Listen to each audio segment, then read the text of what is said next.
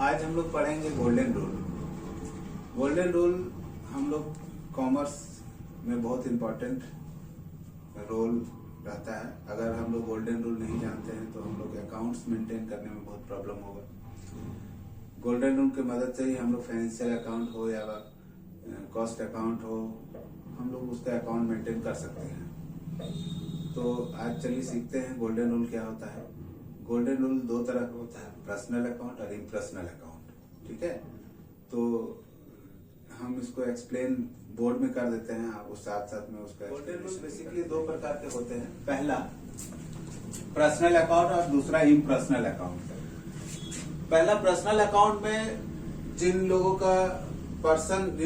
को पर्सन बोलते हैं उनको हम पर्सनल अकाउंट के अंतर्गत रखते हैं, और जिनको पर्सन नहीं बोलते उसको इम्पर्सनल अकाउंट बोलते हैं। पर्सनल अकाउंट का मतलब जैसे व्यक्तियों का नाम होना चाहिए, जैसे राम, रहीम, सीता, गीता, मीता, या किसी फर्म का नाम जैसे बिग बाजार, सिटी स्टाइल या वी मार्ट, और भी कोई भी फर्म का नाम, Reliance company, Tata company, bank of India, SBI bank, ये सब आर्टिफिशियल पर्सन है, तो पर्सन ही है। और अगर इम्पर्सनल अकाउंट का बात करें तो अदर देन पर्सन को छोड़कर जिसको हम लोग अपने बिजनेस में यूज करते हैं, जैसे मशीन हुआ, पर्सन नहीं है। जैसे बिल्डिंग है, ये भी पर्सन नहीं है। जैसे आपका एक्सपेंस है, इलेक्ट्रिक बिल, ये पर्सन से रिलेटेड नहीं है, ये कोई आदमी नहीं होता है। तो सबसे पहले हम लोग पर्सनल अकाउंट जान लेते हैं कि एक्चुअल में पर्सनल अकाउंट है क्या। तो पर्सनल अकाउंट अगर हम लोग सीख लेते हैं तब हम लोग को इम्पर्सनल अकाउंट जानना पड़ेगा। तो फर्स्ट ऑफ ऑल हम लोग जानते हैं कि पर्सनल अकाउंट क्या होता है। तो पर्सनल अकाउंट बना है पर्सन से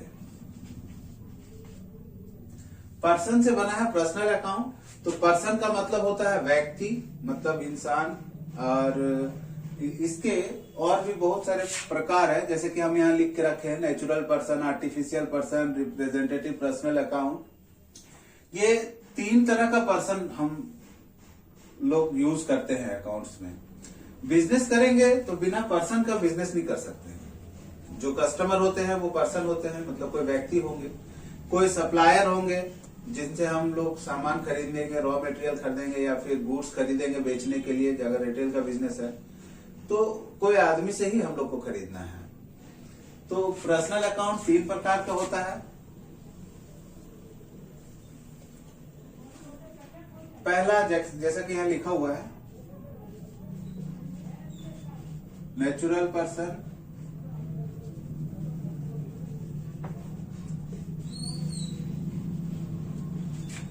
दूसरा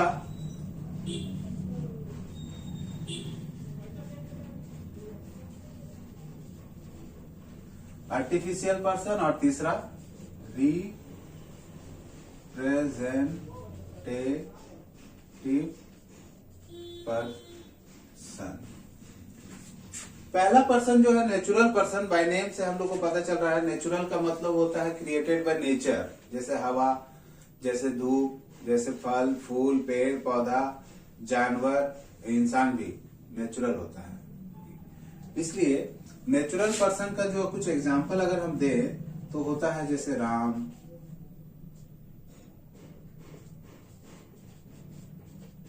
श्याम, राधा,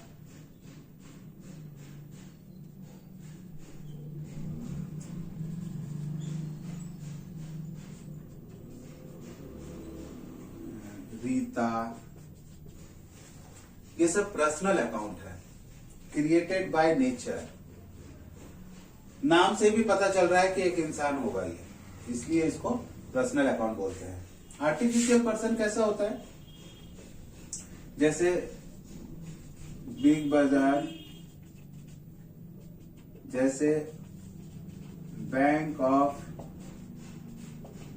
इंडिया, जैसे आप ले सकते हैं सिटी स्टाइल,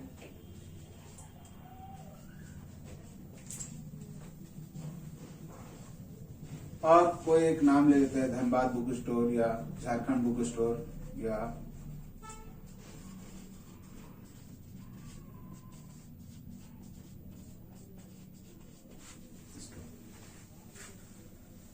ये आर्टिफिशियल पर्सन है। ये आर्टिफिशियल पर्सन इसलिए बोल रहे हैं कि ये भगवान ने नहीं बनाया है। बिग बाजार किसी इंसान ने बनाया है। ये बिग बाजार इसलिए है क्योंकि एक फर्म है, एक बिजनेस है जिसका नाम है बिग बाजार। एक बैंक है जिसका नाम है बैंक ऑफ इंडिया, जहां पर फाइनेंस का काम होता है। तो ये लोगों से भी हम लोगों ने लेन देन करके रखा है। ये लोग भी हम लोग से कुछ लेते हैं और देते हैं। अगर बिग बाजार का बात करेंगे तो बिग बाजार हमको सामान देता है, हम उसको पैसा देते हैं। जैसे राम का बात करेंगे तो राम मेरा कस्टमर हो सकता है, सप्लायर हो सकता है। अगर कस्टमर है तो सामान खरीदेगा, पैसा देगा। अगर बिग बाजार है तो सामान हम लोग इससे भी खरीदते हैं और पैसा इनको देते हैं। तो ये भी तो एक तरह का लेन देन करने वाला ही व्यक्ति जैसा होता है। बट ये आर्टिफिशियल इसलिए है क्योंकि ये बनावटी इंसान है। भगवान ने नहीं बनाया, हम लोगों ने बनाया है। गवर्नमेंट का जो रूल है उसके हिसाब से कोई भी बिजनेस करते हैं तो उसका एक अपना नाम होना चाहिए, जिसका एक रजिस्ट्रेशन नंबर होना चाहिए, तभी वो एक लीगल बिजनेस के रूप में हम लोग उसको देखते हैं। अदरवाइज ये जो बिजनेस है मतलब लीगल नहीं होगा। कोई भी रजिस्टर्ड फर्म अगर होगा तो उसका एक नाम होता है। एक रेपुटेड बिजनेस जिसका भी होता है उसका एक नेम होता है, बिजनेस का नाम होता है, उसका रजिस्ट्रेशन नंबर होता है, इसका जीएसटी नंबर होता है। ऐसे फर्म को हम लोग आर्टिफिशियल पर्सन बोलते हैं, ठीक है। और थर्ड है रिप्रेजेंटेटिव पर्सनल अकाउंट। इसका कुछ एग्जांपल होता है, जैसे आउटस्टैंडिंग एक्सपेंसेस,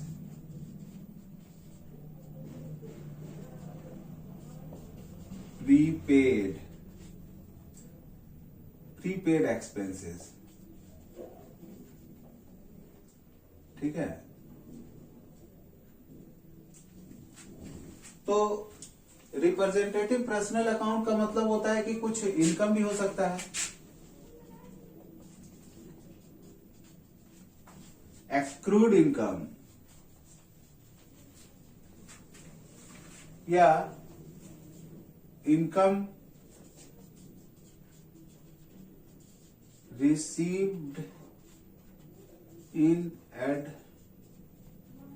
एडवांस। अब देखिए 4 तरह का ही चीज हम अगर हम लिखते हैं तो आउटस्टैंडिंग एक्सपेंस का मतलब है कि खर्च हम लोगों ने अभी तक किया नहीं है बट सर्विस ले लिया।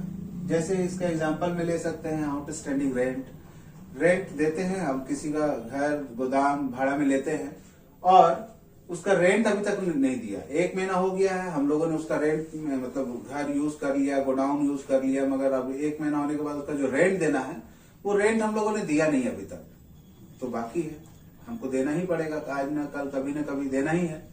तो जो देना बाकी है हमको, ये क्या है, मेरे लिए लायबिलिटी है और ये लायबिलिटी हमको पे करना है, किसी जानवर को नहीं, किसी इंसान को देना है। तो इंसान को देना है तो इंसान का नाम अगर हमको नहीं पता रहता है तभी हम लोग लिखते हैं आउटस्टैंडिंग एक्सपेंसेस। अगर नाम पता रहता तो ऐसे भी वो क्लियर है कि वो पर्सनल अकाउंट है। अगर गणेश को हमको देना है रेंट का भाड़ा बाकी है तो गणेश तो क्या है, पर्सनल अकाउंट है। तो in the place of personal account Ganesh के जगह पर हम लोग लिखते हैं आउटस्टैंडिंग एक्सपेंसेस। दैट्स व्हाई हम लोग इसको बोलते हैं रिप्रेजेंटेटिव पर्सनल अकाउंट। तो पर्सनल अकाउंट 3 प्रकार के होते हैं जो हम लोगों ने अभी अभी पढ़ा है, और अब हम लोग पढ़ेंगे रूल्स ऑफ पर्सनल अकाउंट। जो पर्सनल अकाउंट होता है उसका अकाउंट कैसे मेंटेन करेंगे, कैसे हम लोग अकाउंट्स उसका लिखेंगे, किस व्यक्ति को डेबिट करेंगे, किस व्यक्ति को क्रेडिट करेंगे, ये एक बहुत बड़ी समस्या होता है स्टूडेंट्स के लिए। तो आज हम लोग इस रूल को पढ़ रहे हैं, rules of personal account. Debit the receiver, credit the giver. वैसे पर्सन को आप डेबिट करो जो रिसीवर है, मतलब आपके पास से कोई अगर कुछ लिया है तो वो रिसीवर हुआ। जैसे हम ये पेन अगर किसी को देते हैं तो जो लेगा वो रिसीवर होगा, और अगर हम उनसे ये पेन ले लेंगे, खुद हम ले रहे हैं उससे, तो वो गिवर होगा। तो इस हिसाब से डेबिट द रिसीवर, वैसे पर्सन को जो रिसीव करता है कुछ तो उसको डेबिट करेंगे, और जो गिवर होगा उसको क्रेडिट करेंगे। बहुत सिंपल है, ठीक है। तो गोल्डन रूल का दूसरा इम्पर्सनल अकाउंट होता है। इम्पर्सनल अकाउंट के अंदर रियल अकाउंट जो अकाउंट होता है उसको हम लोग एक्सप्लेन कर रहे हैं। रियल अकाउंट का मतलब होता है एसेट, जैसे बिजनेस अगर हम लोग चलाते हैं तो बिजनेस करने के लिए बिना पर्सन का तो पॉसिबल नहीं है बिजनेस करना। जब भी हम कुछ सामान बेचते हैं तो कोई पर्सन को ही बेचते हैं, खरीदते हैं किसी से कोई सामान तो कोई पर्सन ही रहता है। ये बात अलग है कि आर्टिफिशियल पर्सन भी हो सकता है, नेचुरल पर्सन भी हो सकता है वो सब जगह में। बट बिजनेस को कंडक्ट करने के लिए आपको कुछ एसेट्स का ज़रूरत पड़ेगा, जैसे कैश हुआ, जैसे फर्नीचर हुआ, जैसे आपका बिल्डिंग हुआ जहाँ पर आप व्यापार करोगे, बिजनेस करोगे, फैक्ट्री लगाओगे, तो वो ज़मीन हुआ। तो ये सब का भी तो रिकॉर्ड आपको चाहिए। किसी बिजनेस को अगर चला रहे हैं आप और एसेट इस्तेमाल कर रहे हैं तो आपको उस बिजनेस में कितना सारा एसेट लगा हुआ है एक आदमी एक समय में याद नहीं रख सकता है। साल भर में अगर आप कुछ एसेट बनाए भी हैं और शुरू में लगाए भी हैं तो एंड ऑफ द ईयर अगर आपसे कोई पूछा कि भाई कितने रुपये का एसेट्स है आपके फर्म में, तो आप शायद एक बार में तुरंत नहीं बता पाएंगे। बट अगर आप अकाउंट मेंटेन करते हो तो ज़रूर बता सकते हो। तो जितना सारा एसेट्स है उसको एक कैटेगरी में रखते हैं, वो होता है रियल अकाउंट। ठीक है, तो रियल अकाउंट में जो भी हम लोग ट्रांजेक्शन्स का रिकॉर्ड करते हैं वो सब एसेट्स का ही करते हैं, सिर्फ पर्सन्स का नहीं करते हैं। पर्सन के लिए तो अलग अकाउंट बना हुआ है, अलग रूल है पर्सनल अकाउंट, बट एसेट्स के लिए तो बना हुआ है रियल अकाउंट। अब रियल अकाउंट में जैसे एसेट्स हम यहाँ कुछ एग्जांपल दिए हैं, building, machine, furniture, computer, all are asset. और इसका अगर आपको हिसाब रखना है अपने पास तो रियल अकाउंट तो मेंटेन करना ही पड़ेगा। अब रियल अकाउंट में क्या है, रूल है debit what's comes in, credit what's goes out. That means ये पर्सन नहीं है, इसीलिए ये रिसीवर नहीं बन सकता कभी। अब किसी बिल्डिंग को, किसी फर्नीचर को आप कभी पैसा दोगे तो लेगा क्या? नहीं ले पाएगा, इसीलिए उसको रिसीवर बोल ही नहीं सकते हम लोग। वो जो फर्नीचर है उसको खरीद लेंगे आप दुकानदार से, तो वो दुकानदार के यहाँ से आप कैरी करके लाओगे अपने यहाँ, तो वो कमसिन हो रहा है। आप अगर बेच दोगे तो आपके यहाँ से कोई लेके चला जाएगा, तो वो क्या हो रहा है? गोज आउट हो रहा है।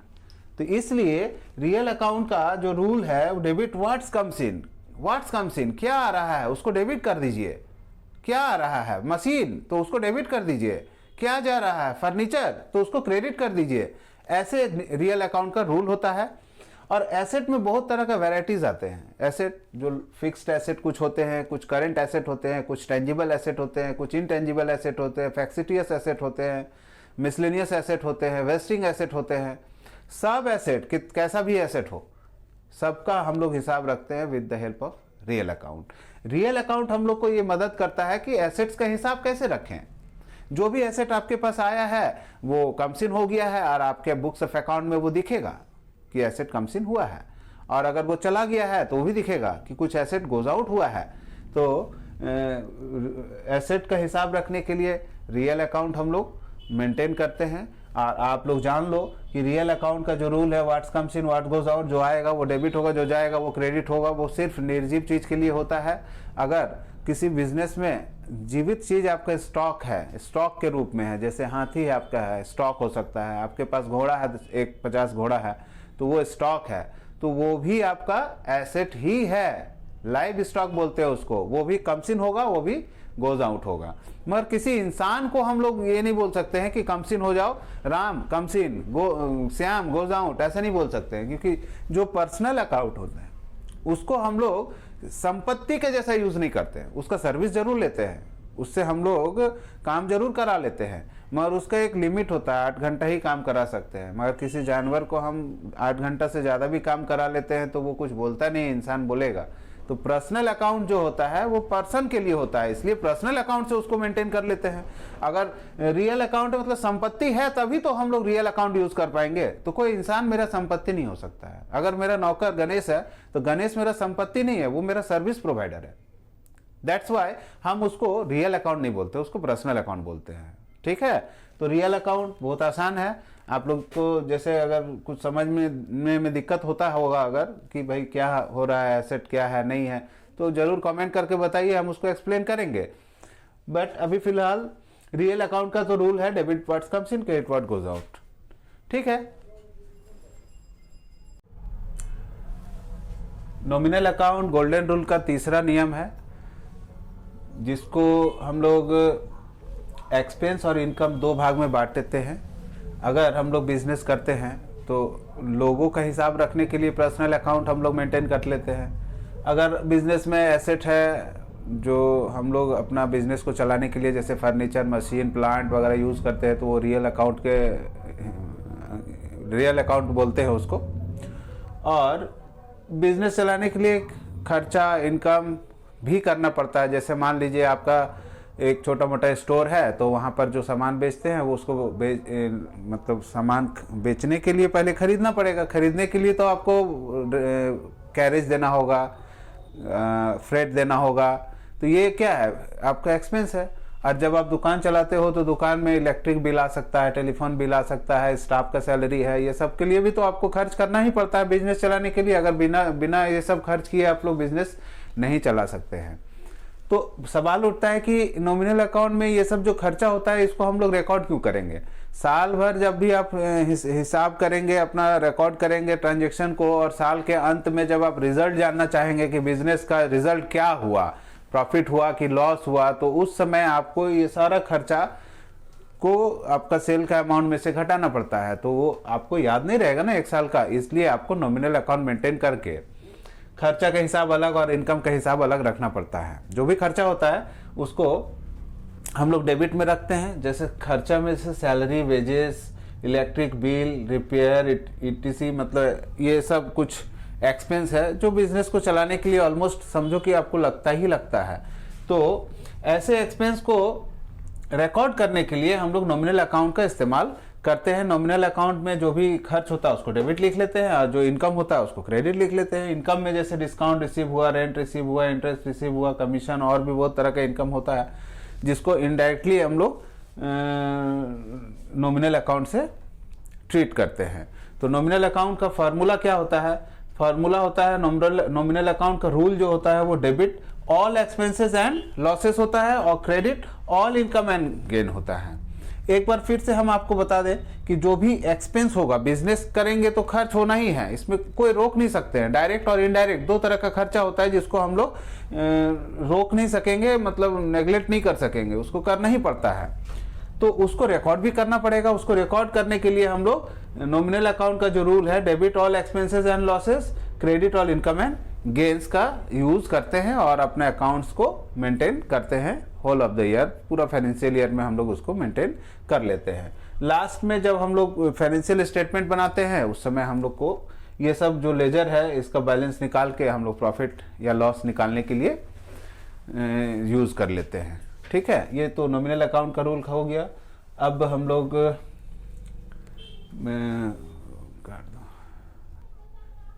तो गाइज हम लोगों ने गोल्डन रूल पढ़ा अभी, और personal account, real account, nominal account सब एक्सप्लेन किए हम। अब आपको उसमें जहाँ भी कोई भी अगर समझने में दिक्कत हुआ होगा या किसी तरह का सवाल होगा तो प्लीज़ कमेंट करके आप हमको ज़रूर बताइए। और आप जो भी चैप्टर्स वगैरह हम आगे अपडेट करेंगे वो आई थिंक कि अपने हिसाब से हम बेटर करने का कोशिश करेंगे ही। आप कोशिश करिए कि वीडियो को पूरा देखें और लाइक करें, शेयर करें। Thank you.